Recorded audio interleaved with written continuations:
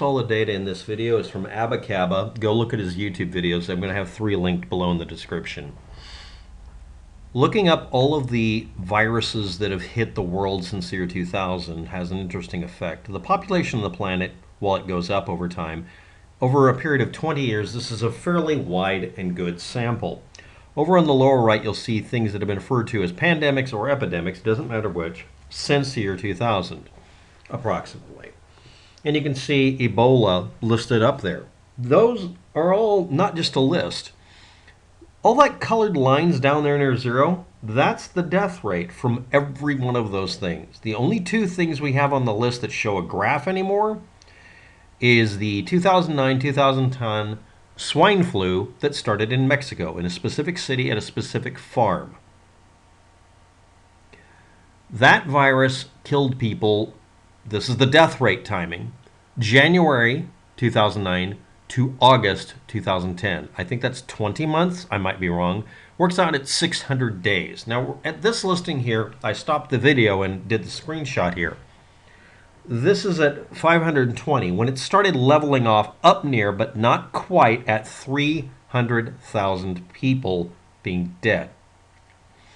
Now, out of this bundle, it's literally up to 500,000 all the way down to 150 million, the estimates, but confirmed actual cases were 60.8 million or 61 million confirmed cases. Now, if we use the number we're seeing on the graph here, near 300,000, we're seeing 0.2% instead of 0.1% like you get for the normal flu. This killed twice as many people. But it spread further. It infected more people. It was more infectious. But you could still say, okay, that seems like an average timing. The thing is that yearly flu cases that kill people aren't listed here for a simple reason. This thing literally went on and on. It wasn't seasonal. We're trying to find something that would be at least close to what COVID-19 is doing.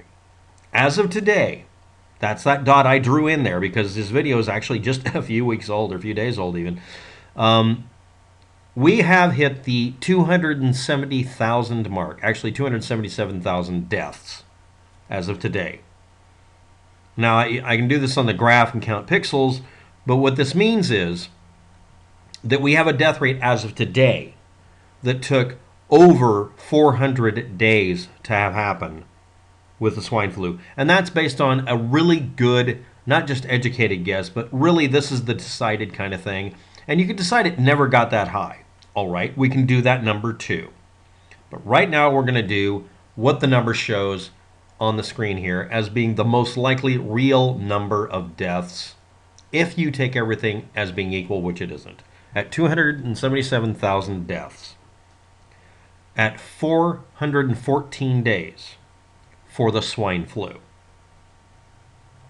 If you're gonna pick basing this on something, this is a long duration, low speed spread, but actually it infected lots and lots of people, but killed them a lot less often than you might think. And we get a death rate even when we do an optimal estimate. This is one of the worst ones we've got in the last 20 years. COVID-19 achieved that death rate in 121 days. Now, that means that it did it 3 to 3.4 times faster than the swine flu, which has a bizarrely high infection rate. The curve that you're looking at there shows what it looked like. It took a lot longer to get to the point we're at already. Even the startup point, where you're getting over 10,000 cases, took a lot longer.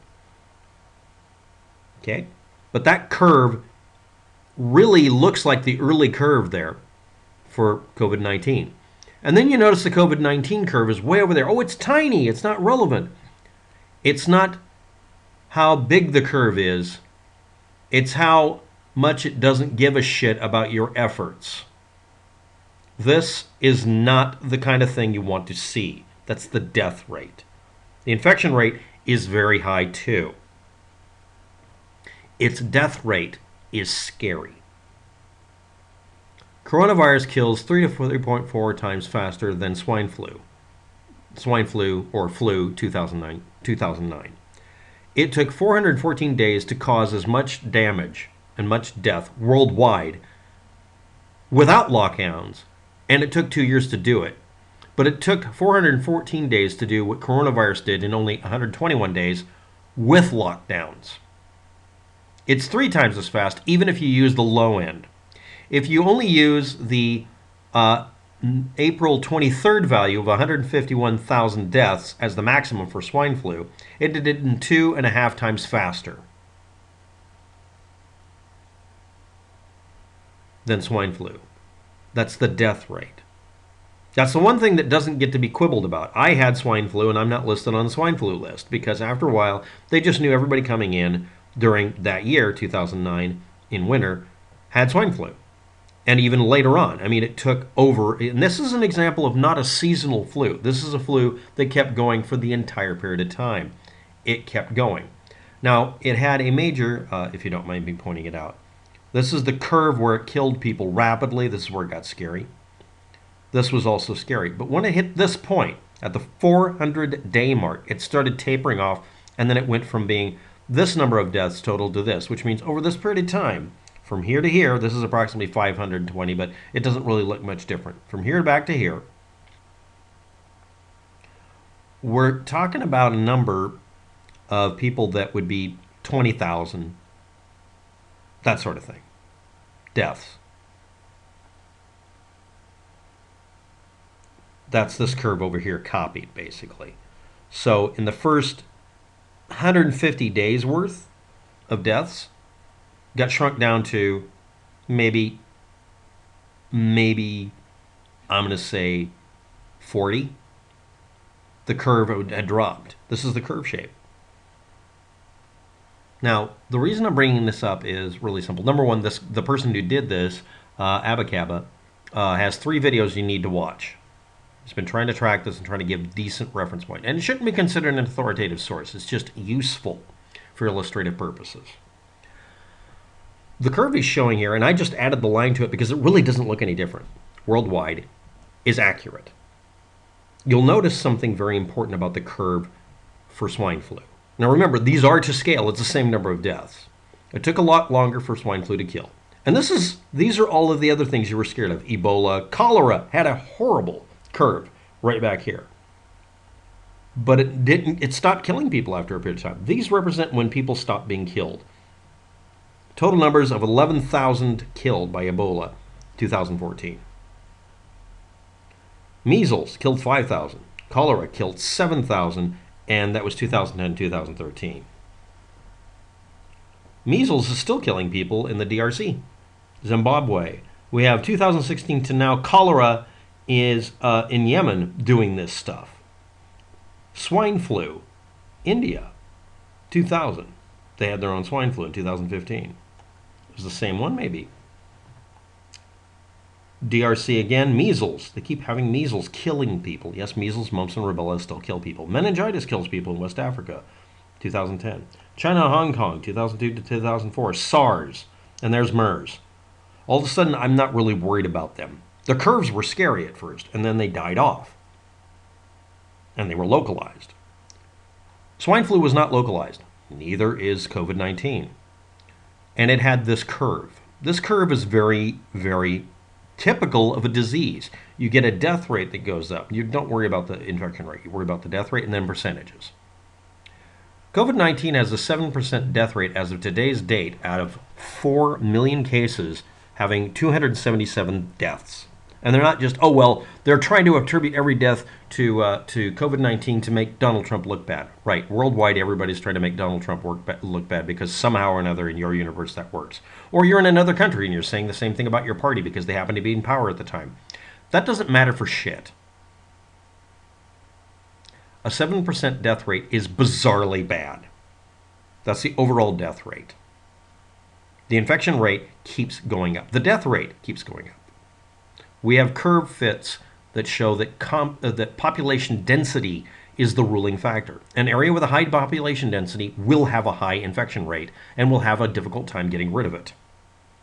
And the fact that this thing goes into stealth mode and hides and makes you sick for a while, but not knowing it, is what's causing it to spread.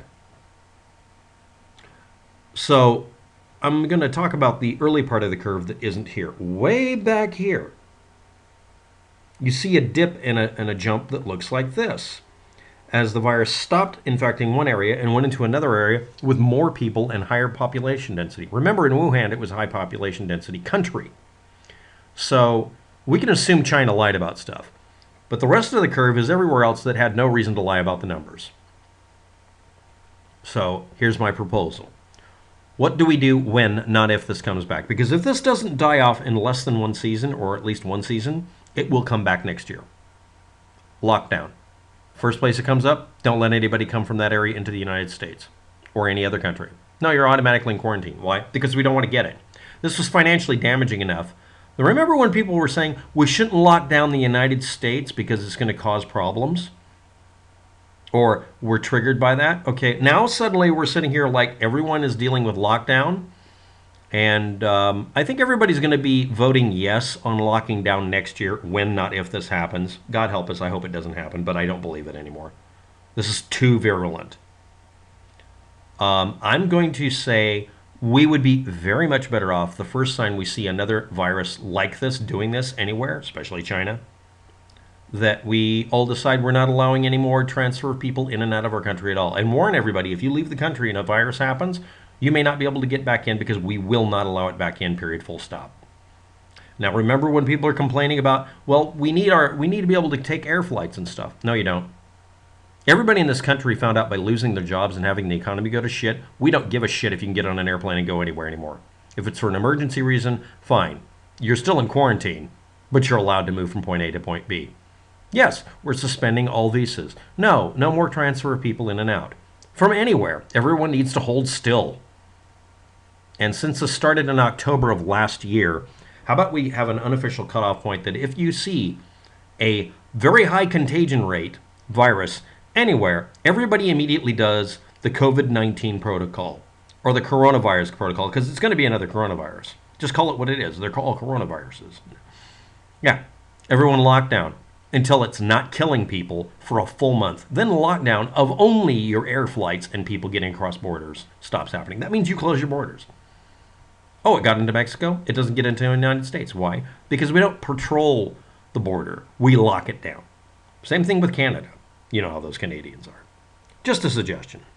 Thanks for watching. Have a good day. Good luck with that. And I very much thank Abacaba for all of his data. Yes, this is a big screenshot of his. I threw a bunch of extra data in, and I also added to it to update the graph. Remember, it took 520 days for swine flu to kill as many people as we're going to have in probably, a week. Good day.